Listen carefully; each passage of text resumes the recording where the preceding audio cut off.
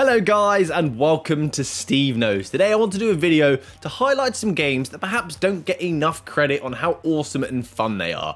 These are games that are, in my personal opinion, at the top of my list of games that I love, but I never hear people hyping about them. So you may know these games, you may be some of those people that actually enjoy them, but overall, I don't think these games get enough credit. So please, if there are any games on this list that you believe deserve to be here and I don't talk about them, this is only episode 1 and I will be doing more of these, so please comment down below, they may make it in the next list. Because if you're new to virtual reality, you've just got your Quest and you keep hearing recommendations such as Beat Saber, Echo Arena, The Walking Dead, Superhot, you may be looking for something different, or perhaps if you've been in the VR space for a while now, these games may have been kind of overshadowed by some of these bigger releases, so let's give them some limelight. If you're new to the channel, please subscribe and also join the Oculus Quest giveaway down below in the description. So let's go check out these games, let's get started.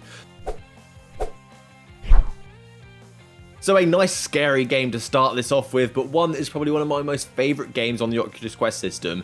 It ticks all the boxes for me. This is Lies Beneath. So Lies Beneath is a single player horror title that is easily one of my favourite single player experiences in virtual reality, let alone just the Oculus Quest. A game that is heavily inspired by such classics like Resident Evil and Silent Hill. So you can expect some creepy sadistic evil character design and a nice creepy ethos. So you play as Mai, who has just come back from college, and our hometown of Slumber is not as it used to be. It's been taken over by an evil power, and you set out to save the town and find your father.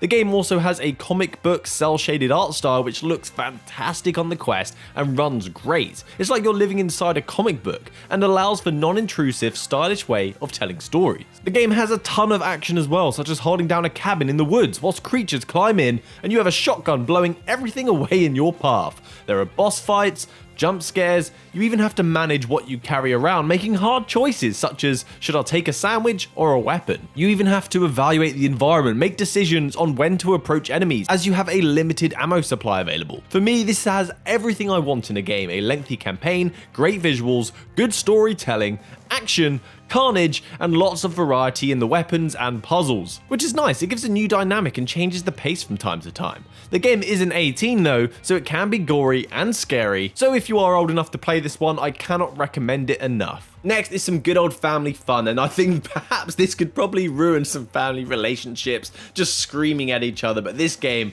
is fantastic. It's definitely one of my recommended, and this one is Cookout. A more light-hearted game that I felt just had a little bit of hype leading up to its release, but then it just died off. And I don't hear anyone talking about this game, yet it's one of the funnest cooperative experiences that could be had with all ages, so great for family members. It's an easy to learn, easy to grasp, hard to master kind of game. In order to achieve your goals and do well in it, you will need to communicate well and practice. Cookout is like the Overcooked for VR. It has fun animated visuals with bright colours, which looks and runs amazing on this system, and the aim of the game is to run a kitchen and to serve as many customers as possible. When playing with friends or people from all over the world, you have a problem. You don't have all the ingredients available in front of you. Each player will have different items, so you will need to communicate in order to prepare, cook, and serve the right items for your customers. Each customer also has their own quirks. They are different animals and have different needs, such as some are impatient and need to be served fast, some are hungry and have huge orders, some are fussy and the order needs to be neatly served. As you can imagine, the whole dynamic of running a kitchen like this ends up with you screaming at each other for certain food items and what to order next. So as you progress, you do unlock customization options as well, such as new kitchen knives, new chopping boards and perks that can be used to assist you in-game. This is just so much fun and I really enjoy it every time I dive in. So this one may please you if you're a Nintendo fan or you like epic action-adventure games. This one is inspired by Zelda, and I absolutely love it. It was a Quest launch title, so it may be overshadowed by some of the newer games. This is Journey of the Gods. This game has great reviews, but I think since it was a Quest launch title, it may end up being in the background, overshadowed by the classic VR games like Superhot and Beat Saber, and some of the new titles that are released. But this is a fantastic single player experience. They call it the Zelda of VR, which that alone should excite you.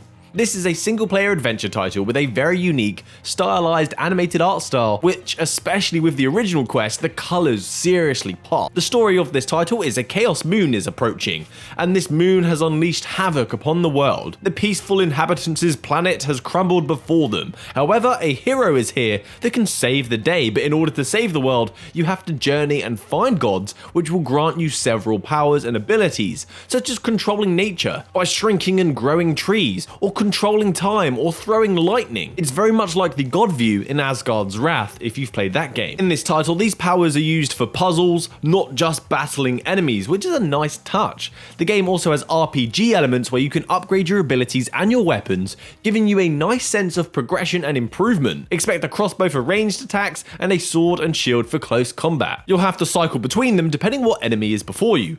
There is a demo available for this game as well if you want to try it before you buy it, and I do recommend giving it a go. Download that demo and enjoy the beautiful worlds of this Zelda-inspired game. I'm sure you will love it. So this next one's such a cute title, and not many games have given me such a strong emotional response from playing a virtual reality game, but this one is definitely at the top of my list, and this is FalconAge. You may be noticing a trend that I like single-player campaign experiences, and I think that works for this list because multiplayer games, if people aren't speaking about it, they're probably not playing it, which means if you dive into that game, you're probably not going to find anything to play, and then it's hard to recommend. So next is FalconAge, a single-player action-adventure title that is unique, as you rely on a birdie companion. And this dynamic between yourself and the bird is what made me fall in love with this game.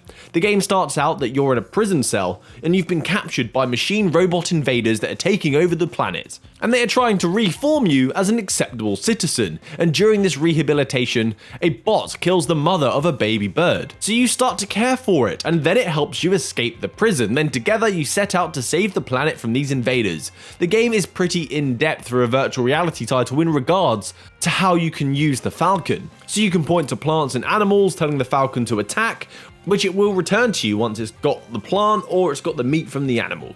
These items can then be used to cook certain recipes, which you then use to feed your bird when it's low on health. The falcon can fly ahead, or it can sit on your hand with a certain gesture. It's quite nice. You also have to work together in certain situations for certain enemies. It's all about teamwork and relying on each other. Sometimes if the bird is hurt being shot by darts, you have to physically pull out all of those darts from its body. It's quite sad. It's all of these small companion mechanics that nurtures this bond between bird and man. An initially slow-paced experience, but totally worth it. This game has just stuck with me because of that relationship that you have with this bird. And finally, just some weird, completely wacky fun. Sometimes games take themselves too seriously, and we just want to dive in, have some escapism, and just get completely lost in a weird and wacky world, and this is definitely one of them. This is called Shooty Fruity. VR has the ability of putting you in the weirdest and wackiest of situations. One that tickles me is Shooty Fruity, a game where you can run a grocery store or a food court, and have to run this store whilst fending off fruit that are trying to attack and take over. It's part job simulation, part arcade wave shooter. It's over the top in its gameplay and its art style, as fruits have been personified and have evil personalities that wish to destroy you. The game's main premise is built around multitasking. How do you manage to run the store whilst fending off all of these fruit? As an example, the game works by you scanning food that comes down the conveyor belt in store, and you have to scan as much as you possibly can to get the highest score possible.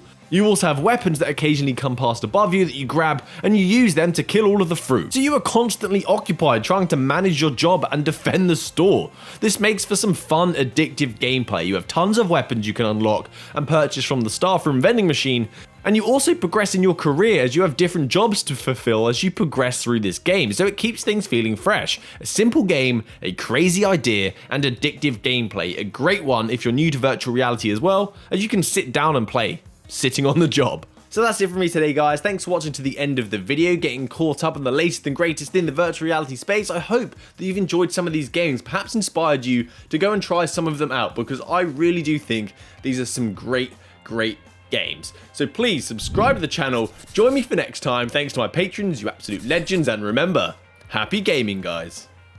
Good day.